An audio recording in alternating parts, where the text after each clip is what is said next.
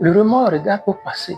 La repentance regarde à Jésus. Jésus qui est la grâce. Pierre et Judas dans la même nuit l'a renié. Pierre, oui, quand nous prenons son cas, premièrement, Pierre, lui, il était toujours avec Jésus. Pierre comparait la confiance en soi à la véritable foi. Oui, au verset 70 de Matthieu 26, vous allez voir qu'au moment où il était dans la cour du roi, du souverain sacrificateur, Pierre, oui, était là, questionné par une servante. La servante dit, tu es l'un de. Il a dit, non, je ne le connais pas.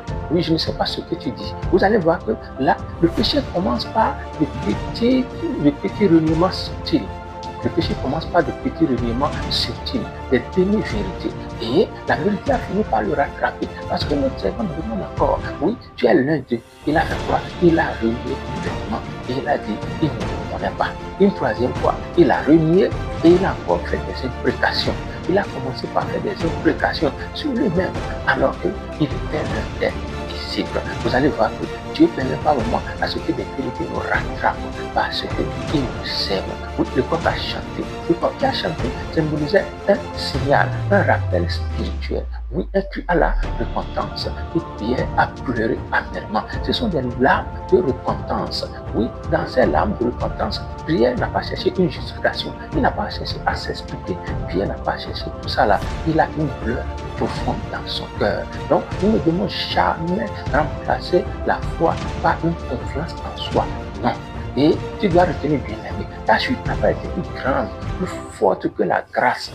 Même si tu as chuté aujourd'hui, la grâce est une puissante en réalité que ta chute. Bien aimé, tu dois prévenir. Donc, tu dois élever les yeux vers les montagnes. D'où vient le secours? Le secours vient de l'Éternel, l'auteur du ciel et de la terre. Et tu ne permets pas que ton pied chancelle. Je vais encore poser une question, bien aimé. Imaginez un instant que Pierre aille sur la croix avec Jésus. Si Pierre allait sur la croix avec Jésus, qu'est-ce qui allait se passer? Beaucoup aujourd'hui vont croire en Pierre pour dire que Pierre aussi a coulé son sang sur la croix. Beaucoup vont prier au nom de Pierre, notre sauveur. Beaucoup vont prier au nom de Jésus, notre sauveur. L'Église se serait divisée depuis la nuit des temps. Mais le Seigneur est puissant. Le Seigneur est glorieux. La puissance que Pierre allait avoir pour aller sur la croix, mourir et ressusciter, cette puissance n'était pas en lui.